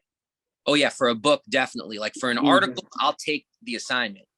Like, you have to write about this, because I can write about anything for a couple thousand words, but a book is like a commitment. A book is like a weight that's on your shoulders that's going to be there until it's finally off. So it better be something that one is passionate about, and it better be something that one wants to spend time with for many, many months, and at least. And so yeah, it has to start with something that I want to do. That doesn't mean I haven't come up with books collectively, like talking to somebody and figuring out what I'd like to write about. Like, it can be a collective process, but it still has to be something that you feel like jumps up and kisses you on the nose. Thank you. Thank you, Tana Susan. I want to stress that we have writers literally from all over the country. Folks come in from Canada. We had folks from other parts of the world. Sabrina from California said to you, great workshop, so inspirational and impactful. I really enjoyed the narrative Dave provided, inviting us to search off the beaten path. Engaging everyone to just write speaks volumes. Thank you. Thank you. Thank you to you for encouraging writers to be their authentic selves. I'm chiming in from work in Northern California, listening and taking notes. Right on. Wow. And then Dave Regan from Minnesota was very happy when you mentioned the professor that you had, the class that you were taking or sitting in on. Said, what one or two books do you always recommend people read? Well, usually I talk to a lot of sports writers. So I always recommend that people read a book called Redemption Song, Muhammad Ali and the Spirit of the 60s, because it taught me how I wanted to write. I read that book like 5 times. And it meant the world to me. And then, this is true, I read that book a ton, and then I got to know the author who wrote it. Like, I reached out to him, and in the most recent edition, he died of cancer. And the most recent edition of the book, they had me write the foreword. So I got to write the foreword of the book that changed my life. And that's, like, to me, the number one thing other than my kids, the number one thing I'll ever do. So I say Redemption Song in the Spirit of the 1960s, so people can really see, the beauty of how to write. And I say to folks, Another Country by James Baldwin, which I mentioned before. But also, like, Armies of the Night is a great book by Norman Mailer. I mean, I'm not even a big Mailer fan, but that's really beautiful. And then anything by Audre Lorde, who certainly meant so much to me in terms of my own mental development. And I can't believe you're going to have Nikki Giovanni on this. I mean, these are the people who, made me want to be part of that family of writers just by reading what they were able to do. How important is it, Dave? My last question for you, because I want to be sensitive to your time. And thank you again, for us as writers to be connected to other writers, to have a family of writers, a community of writers that we can plug into, to not just be out there by ourselves. I mean, to me, a writer alone is like if you have a brick that says, hey, look, everybody, I'm a building. A brick is not a building. A writer alone is not a writer. You need to have community. You need to have people that you speak with. You need to have people that you bounce ideas off. The number one thing that short circuits writers is loneliness and alienation. But there are ways to avoid that, by trying to engage in creative communities beyond yourself. We're social creatures. Even the most introverted person on this call right now needs other people. It's a fact of just being human. And so reaching out as a writer is, to me, a prerequisite to writing. Were there times where you felt alienated or alone as a writer? Yeah, totally. Like, really alone. Newspaper writing saved me in a lot of respects from giving it up, because it forced me to learn how to write on deadline, which is critical. And it also sort of put my ideas immediately out there for people to read. And then, people would write in letters to the paper, or even a little scary sometimes, come by the paper and want to talk to us. That idea of writing as a social project saved me from the worst of the alienation and wanting to give up. Now, I don't want to say for a second I don't still get writer's block or have dark thoughts, writing can be very difficult, and it can even be depressing at times.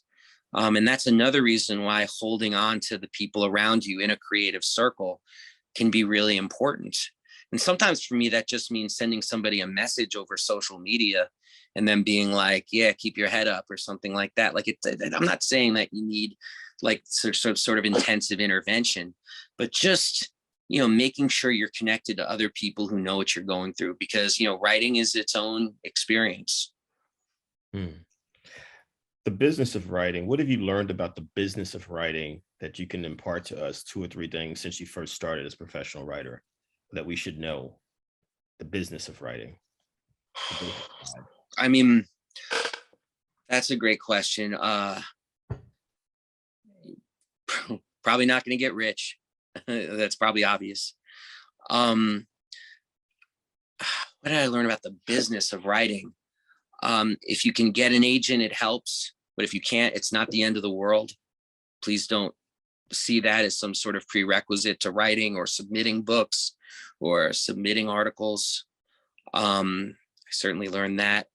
I learned that the business is changing all the time. So advice that worked for me is not necessarily going to work for a person just starting out today. And so there's got to be a lot of humility and a lot of effort to try to keep up with what the latest trends are in the business, because it's just because of the internet. I mean, it's just revolutionized itself so many different times in so many different ways. Yeah. And I guess I would say that the last thing is just don't stop. I mean, you look at it reminds me of, I do a show with Etan Thomas, as you know, Kevin, who've played in the NBA 11 years. And I asked Etan, hey, you played in the NBA. Were you the best player in your community growing up? And Etan said, not even close. And I started to ask other people who are in the NBA, were you the best player in your community? And seriously, you think of these guys as maybe not being humble or just having just galactic self-confidence, but overwhelmingly the majority of people were like, no, I wasn't the best. There was this kid who schooled me all the time at the community center. And I would say, well, what's the difference between you and them? And they said, I'm the one who didn't give up. Wow. And I think that's just something to put in the back of your head, is that it's not about the talent. It's about the dedication to the craft. It's like Jim Ridgway said, can you lay a brick? From Felicia again, Dave, I love that you're writing to speak and advocate for sports. As a social worker that worked in the field for 27 years, this has helped me get an inspiration for my writings to help others who have experienced trauma, hopelessness, and brokenness. Negativity is all around, and you wrote about the power of sports. Thanks. Capital, all caps. Thanks. Oh, thank you. Yeah. Anyone else? Final questions for Dave? Dave, please, everyone, encourage folks. I posted in our Facebook group. I'll do it again in a bit. The cover for the Kaepernick Effect. This is Dave's newest book, his 11th book. Please support his book. Encourage other folks. Just share it with folks around social media. I see you, Janine. She's holding up a copy of the book right now. Please get the book. Dave, again, and I'm not just saying this to say it. I think you all can hear it tonight. And I see you, Michelle. Dave is just a humble and brilliant thinker. And I mean, it's really incredible the things you've been sharing with us, the generosity of your time. Michelle, please. We're almost done, Dave. If you can bear with us. Oh, sure. Hi, Dave. Thank you so much for doing this. So inspirational. Thank you. Thank you. Thanks. So I just have a question. The Kaepernick thing, I call it a thing because it's the hill some people are willing to die on. Is there, after writing this book and literally putting him on the cover, has anybody kind of cut you off, or have you had any reactions from people that maybe surprised you, that changed the way that you interact with them? There are always going to be haters, but as they say, let the haters be your motivators. I mean, I've never believed in a book like I believe in this one. I'm giving the profits I get from this book to this mutual aid society in DC called Serve Your City, because, and I'm not saying that for any sort of self-aggrandizing reasons or whatever. I'm saying that because I feel a sense of mission about this book, where I feel like these young people sacrifice something, so I'm going to do the same and then try to pay it forward and help this young generation of folks. And when you feel a sense of mission about something, it's dust on the shoulder if people don't want to hear it. It's like, you really don't want to hear these young people and what they did and how this new generation is going to shape the world. okay, if you want to, you know, blind your eyes to what this young generation is talking about, then you're going to be left behind. You know, because I think this young generation is so impressive. I started writing that book as a pessimist and I ended as an optimist. Wow. And I truly feel that. One of the things I'm sorry. One of the things I'm proud of with this group that you're a part of tonight, Dave, we literally have folks who are preteen, teenagers, entering their 70s and 80s in this group. And you can see the range of folks. You know, for folks who may not have been familiar with Dave's work up until tonight, I mean, this is someone who's written about race, gender identity. He's written about racism, sexism, homophobia, transphobia, anti-Semitism, Islamophobia. He's written about the indigenous community. Some folks call it the Native American community. I mean, you've covered the gamut of things in your work. Ricardo, my brother from New Jersey, who's one of our great writers locally in the Northeast, is there a book in the future, Dave, about the John Gruden emails and the investigations in the Washington football team? Yeah, there's a book there. You better believe it. It's whoever gets a hold of those 649,000 emails that we haven't seen yet. So, you know, I'm hoping there's a person of conscience somewhere in these law offices somewhere who's going to really pull back the curtain on the National Football League. And yeah, you better believe there's a book there, because it's not really about, I just wrote about this today for MSNBC. It's on my Twitter page, Edge of Sports. This isn't a John Gruden story. I mean, this is a story about how power operates in the National Football League. And it's a story about how the NFL cannot afford to have anybody like a John Gruden who picks at the scab of the racial contradiction that defines the sport. And the contradiction is it's Black bodies that are put through the thresher every Sunday for white profit. And in a sport where you have a billionaire owners and 70% of the players are Black and they don't have guaranteed contracts and the average career is only 3.5 years, they need to keep a lid on that as much as possible and ensure a degree of labor discipline. Now, look what happened this past Sunday. I mean, I have no proof of this, but the Las Vegas Raiders, coached by John Gruden, laid a big egg against a team, the Chicago Bears, that they should have beaten. Now you're trying to tell me that the revelation of the first email, which was a racist email against the union president that dropped on Friday, didn't affect his players on Sunday? I don't know. Wow. No. Wow. You can't lose the locker room, as they say. And if the NFL tried to show that it was somehow acceptance of this kind of bigotry, which exists in absolute legion behind closed doors in the NFL, if that gets out, you don't run the risk of losing one locker room. You run the risk of losing 32 of them. And then the golden goose dies its own death. Yeah. And for those who don't know, please Google John Gruden, who just resigned as coach of the Las Vegas Raiders, a series of emails over, what is it, Dave, about 7-8 years, racist, sexist, and homophobic emails. Yeah, it was like he was checking a box for offending people. Basically, yeah. Tavetta, the last question, Tavetta. Hey, Tavetta from Indiana, how are you? Good evening. I am well. I wanted to say to you, Dave, thank you so very much for all of the wisdom you shared tonight. You talked about a lot of people who have inspired you and their legacies. And so I want to know, what do you hope to leave as your legacy? Man,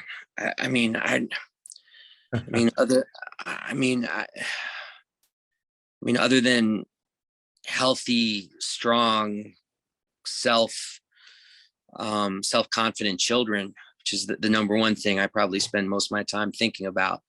When it comes to writing, I hope I leave a legacy that makes people feel like they can be a paradox if they want to be.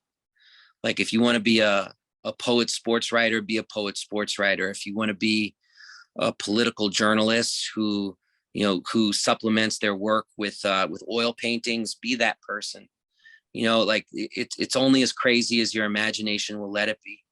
And we need a lot more crazy in this world. We need people who are willing to transgress. I can't say that enough. There's this constant effort. This is why they got rid of Kaepernick, because he wasn't willing to sit in that little box and just accept the national anthem and the hyper-militarism, because he couldn't accept that, as he put it, that there were bodies in the streets and police were getting away with murder. We need more people who are willing to transgress in that way. And I think beautiful writing will result from it.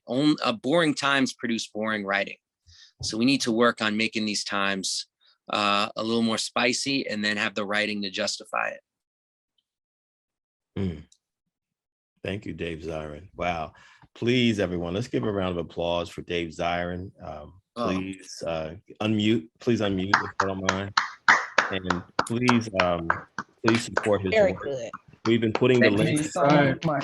We've been putting the link. Wonderful. Thank you. Thank you, Dave. Thank you, Dave. The Thank you so Kaepernick much. Effect. The Kaepernick Effect. Please encourage everyone in your networks to go out there and buy the book. A lot of folks said they picked it up. They picked up the audio version. People are also buying books that you mentioned as inspirations for yourself, Dave. And just thank you from the bottom of my heart for being here. We're going to wrap this up. You're welcome to stay for a few seconds, Dave. We're next week, we're going to have V, formerly E. Vinsler, who is the author of many books and plays herself, most famously The Vagina Monologues. She's a dear friend and a big supporter of this group as well. And just like Dave Zirin here, we have Nikki Giovanni coming up, Darnell Moore, a bunch of folks coming up, Darnell Moore coming up, a bunch of great writers coming over the next couple of weeks. And the whole point of it is, I am a writer. As Dave Zirin said, you have to claim it. You have to claim it. And just thank you.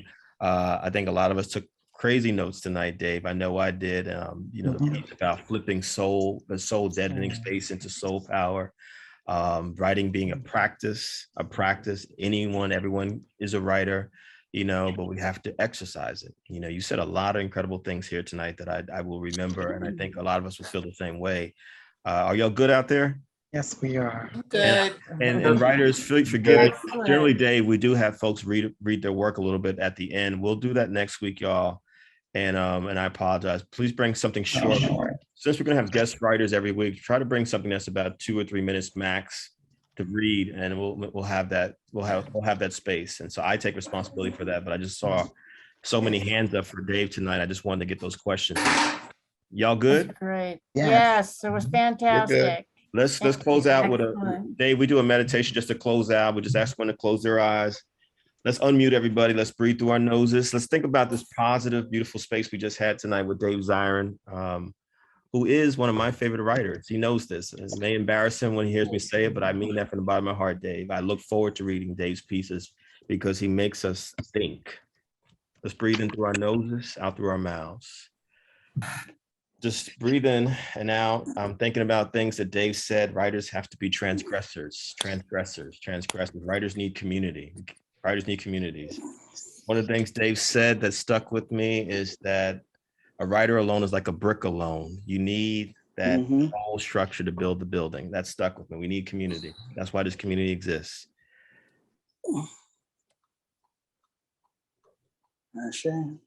Yeah.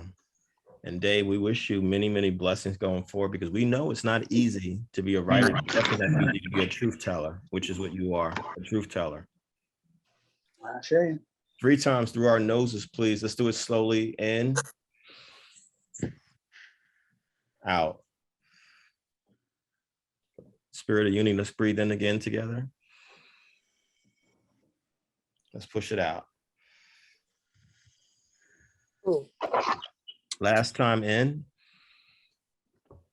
Make some noise. Let's get it out. Please buy The Kaepernick Effect, his book. We should support artists that are out there doing this work. Let's support him that way. Dave is quite generous. I asked several times, do you want to post anything about Cash App, etc.?